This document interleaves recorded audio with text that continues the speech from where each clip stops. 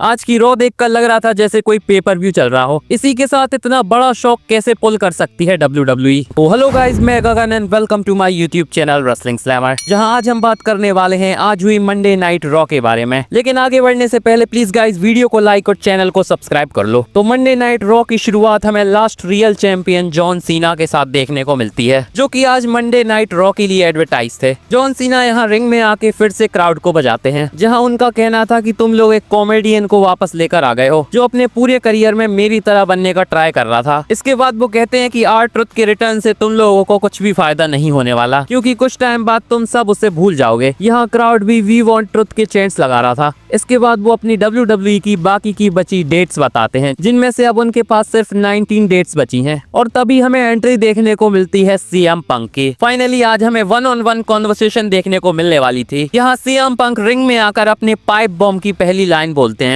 जहाँ वो John Cena से कहते हैं कि भाई रिलैक्स हो जा, क्योंकि अब मैं बहुत कुछ बोलने वाला हूँ। इसके बाद CM पंक कहते हैं कि मैं यहाँ किसी बिलियनर या फिर TKO के लिए नहीं आया हूँ, और वो यहाँ जनता को डिफेंड करना चाहते हैं। CM पंक यहाँ क्लियर कर देते हैं कि वो जॉन सीना की तरह रॉक की चाटने नहीं वाले, और यहाँ वो जनता को वो देना चाहते हैं जो वो चाहती है, जैसे कि उन्हें आर ट्रुथ चाहिए था और उन्हें रॉन किलिंस मिल गया। यहाँ क्राउड यू सोल्ड आउट के भी लाउड चैंट्स लगा रहा था। इसके बाद वो कहते हैं कि मैं अभी तक चैंपियनशिप के लिए नहीं जा रहा था, क्योंकि मैं मॉन्स्टर नहीं बनना चाहता था, जैसे कि वो 2012 में बन गए थे। इसके बाद वो जॉन सीना को मॉन्स्टर बुलाते हैं और कहते हैं कि अब मुझे भी मॉन्स्टर बनना पड़ेगा तुझे हराने के लिए। और यहाँ CM पंक ने चैलेंज कर दिया है जॉन सीना को मैच के लिए। इसके बाद वो जॉन सीना से मैच की डेट बताने को कहते हैं और कहते हैं कि अगर तुझ में दम है तो तू आज ही मैच करेगा। जॉन सीना माइक लेते हैं और कहते हैं कि ठीक है भाई, नाइट ऑफ चैंपियंस में ये मैच करते हैं, और अगर तुझे मैच चाहिए तो तुझे सऊदी अरेबिया आना पड़ेगा। और फाइनली अब नाइट ऑफ चैंपियंस में हमें ये मैच देखने को मिलने वाला है। तभी यहाँ एंट्री होती है mister money in the bank Seth Rollins की, जो कि अपना money in the bank briefcase दिखाकर वहां से चले जाते हैं। इसके बाद हमें नेक्स्ट मैच देखने को मिलता है चैड गेवेल और AJ स्टाइल्स के बीच में। काफी अच्छा मैच हमें इनके बीच में देखने को मिलता है, जहाँ क्रीड ब्रदर्स बहुत चुल करने की कोशिश कर रहे थे,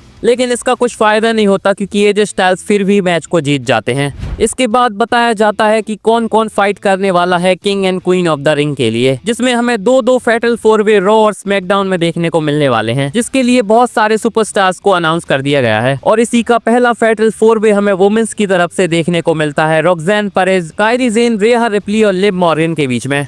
ये मैच काफी अच्छा था और यहाँ हमें बहुत अच्छे मूवमेंट्स भी देखने को मिलते हैं। लिव मॉर्गन और रॉक्सैन पेरेज इस मैच में टैग टीम की तरह काम कर रही थी। बात करें मैच के एंड की, तो लिव मॉर्गन को रिपटाइड पड़ता है रेहा रिप्ली की तरफ से, और वो पिन करने के लिए जाती हैं। तभी रकेल रॉड्रिगेज उन्हें खींच लेती हैं। इसके बाद कायरी ज़ेन एल्बो ड्रॉप लगाती हैं लिव मॉर्गन के ऊपर, लेकिन रॉक्सैन पेरेज उन्हें रोल अप करके इस मैच को जीत जाती हैं। रॉक्सैन पेरेज के लिए ये बहुत बड़ी बात है, क्योंकि उन्हें लिव मॉर्गन और रेहा रिप्ली के ऊपर चुना गया है। नेक्स्ट हमें रिंग में देखने को मिलती है नई intercontinental women's champion Becky Lynch. Becky Lynch ring में आती हैं और क्राउड उनके लिए यू डिजर्व इट के चैंट्स लगा रहा था, जिसके बाद वो क्राउड को ही बजा देती हैं। इसके बाद वो अपनी अकम्पलिशमेंट बताती हैं, जहां वो कहती हैं कि उन्होंने रॉयल रंबल जीता है और रेसलमेनिया के मेन इवेंट में 2 टाइटल्स भी जीते हैं, और फाइनली अब वो इंटरकॉन्टिनेंटल वुमेन्स चैंपियन भी बन गई हैं। इसके बाद वो लायरा वल्कीरिया को इन्वाइट करती हैं उन्हें सॉरी बोलने के लिए, जो उन्होंने मनी इन द बैंक में उनके साथ किया था। यहाँ लायरा वल्कीरिया भी आती है, लेकिन बेली पीछे से अटैक कर देती है बेकी लिंच के ऊपर। तो रेसलमेनिया के बाद आज बेली का रिटर्न हो चुका है, जहां वो बेकी लिंच को बुरी तरह से बजाती हैं। यहाँ शायद एक फ्यूचर फ्यूड प्लान की जा रही है बेकी लिंच और बेली के बीच में, जहां इनका मैच एवोल्यूशन पेपर व्यू में हो सकता है। इसके बाद हम देखते हैं आर ट्रुथ को, जो कि अनाउंसिंग टेबल के ऊपर चढ़कर एक प्रोमो कट करते हैं। आज आर ट्रुथ बदले लग रहे थे। यहाँ वो अपने फैंस को थैंक्स कहते हैं और कहते हैं कि तुम लोगों की वजह से वो वापस आ गए हैं। यहाँ वो अपने आर ट्रुथ वाली गिमिक की भी बात करते हैं, जहाँ उनका कहना था कि आर ट्रुथ सबके साथ फनी और नाइस रहा है अब तक, लेकिन इसके बाद वो अचानक से सिजर्स निकालते हैं और अपने बाल काट लेते हैं। और अब उनका कहना है कि वो आर ट्रुथ नहीं रहे, अब वो रॉन किलिंस बन चुके हैं। काफी अच्छा प्रोमो हमें यहाँ आर ट्रुथ की तरफ से देखने को मिलता है, जहाँ शायद अब आर ट्रुथ बहुत सीरियस लगने वाले हैं, और शायद WWE ने उनकी फनी साइड को क्विट कर दिया है। इसके बाद बैक स्टेज से हमें पूरी जजमेंट डे देखने को मिलती है, जहाँ टेंशंस देखने को मिल रही हैं फिन बैलर और डोमिनिक मिस्टीरियो के बीच में, क्योंकि Finn Balor king of the ring tournament में नहीं है, लेकिन डोमिनिक मिस्टीरियो को मैच मिल गया है। इसी के साथ रॉक्सैन पर एज अभी भी टेंशन बनी हुई है लिव मॉर्गन की। इसके बाद हमें बैक स्टेज से सेथ रॉलिंस और उनकी टीम देखने को मिलती है, जहां वो ब्रॉन्सन रीड और ब्रॉन बेकर को हाइप कर रहे थे king of the ring tournament के लिए। यहाँ सेथ रॉलिंस पूरी तरह से पावर को अपने हाथों में लेना चाहते हैं और इसके बाद हमें एक फैटल 4-वे मैच देखने को मिलता है king of the ring tournament के लिए, जो कि ब्रॉन बेकर, सेमी ज़ेन, पेंटा और डोमिनिक मिस्टीरियो के बीच में होता है। ये मैच हमें काफी अच्छा देखने को मिलता है, जहां ब्रॉन बेकर हमेशा की तरह स्पीड में काम कर रहे थे। यहाँ टेबल के ऊपर भी पटकते हैं ब्रॉन बेकर डोमिनिक मिस्टीरियो को। इसी के साथ हमें सेमी ज़ेन की तरफ से एक सन फ्लिप पावर बॉम्ब देखने को मिलता है, जो कि वो पेंटा को मारते हैं। यहाँ हमें ब्रॉन बेकर का एक खतरनाक स्पेयर भी देखने को मिलता है, जो कि वो रिंग के बाहर पेंटा को मारते हैं। और तभी हमें एलए नाइट देखने को मिलते हैं, जो कि ब्रॉन बेकर के ऊपर अटैक कर देते हैं। और बात करें मैच के एंड की, तो हलुआ किक के साथ यहाँ डोमिनिक मिस्टीरियो पिन हो जाते हैं और सेमी ज़ेन अब क्वालिफाई कर गए हैं king of the ring tournament में। आज इनका ये मैच पेपर व्यू लेवल का मैच लग रहा था और एलए नाइट ने भी अपनी मनी इन द बैंक की हार का बदला ले लिया सेथ रॉलिंस से। इसके बाद हमें बैक स्टेज से कैरियन क्रॉस और सेमी ज़ेन देखने को मिलते हैं, जहां कैरियन क्रॉस सेमी ज़ेन को कांग्रेचुलेट करते हैं और कहते हैं कि फाइनली तू एलए नाइट की मदद से मैच को जीत गया।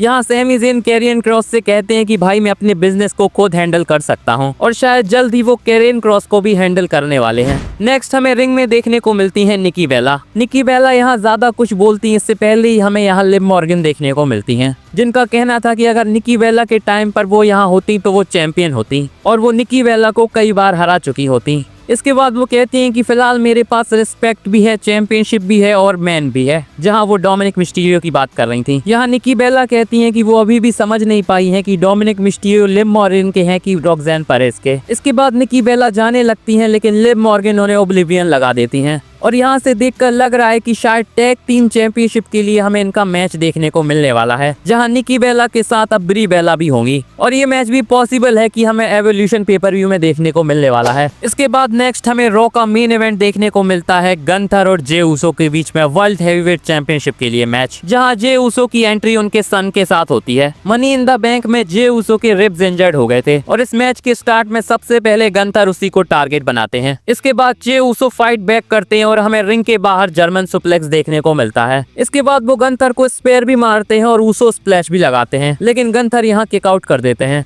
आज शॉकिंगली गंथर ने भी स्पेयर का यूज कर लिया, जो कि काफी अच्छा लग रहा था। बात करें मैच के एंड की, तो गंथर स्लीपर में फंसा लेते हैं जे ऊसो को और उन्हें वो बहुत देर तक स्लीपर में फंसा कर रखते हैं। जे ऊसो बहुत ट्राई करते हैं उससे निकलने का, लेकिन वो निकल नहीं पाते और इसके बाद शॉकिंगली जे ऊसो ढेर हो चुके थे, जिसके बाद रेफरी बेल बजा देता है और यहाँ 2 टाइम वर्ल्ड हेवीवेट चैंपियन फिर से बन गए हैं गंथर। लग नहीं रहा था कि WWE इतना बड़ा डिसीजन लेने वाली है और बहुत ही शॉकिंग टाइटल चेंज था ये। आज की रॉ सच में देखकर लग रहा था कि जैसे कोई पेपर व्यू चल रहा हो। WWE ने आज इतने सारे रिटर्न करवा दिए, हमें फेस ऑफ भी देखने को मिला जॉन सीना और सीएम पंक के बीच में। इसी के साथ एक अनएक्सपेक्टेड टाइटल चेंज भी हो गया। तो कमेंट में बताओ आपको आज की रॉ कैसी लगी और जे ऊसो को टाइटल हरवाना WWE का सही डिसीजन था या नहीं। बाकी मेरी ये वीडियो अच्छी लगी हो तो प्लीज इसे लाइक कर दो और मेरे चैनल रेसलिंग स्लैमर को भी सब्सक्राइब कर दो यार, और बेल आइकन को भी दबा दो ताकि मेरी वीडियो की अपडेट आप तक पहुंचती रहे। मिलती है नेक्स्ट वीडियो में, धन्यवाद।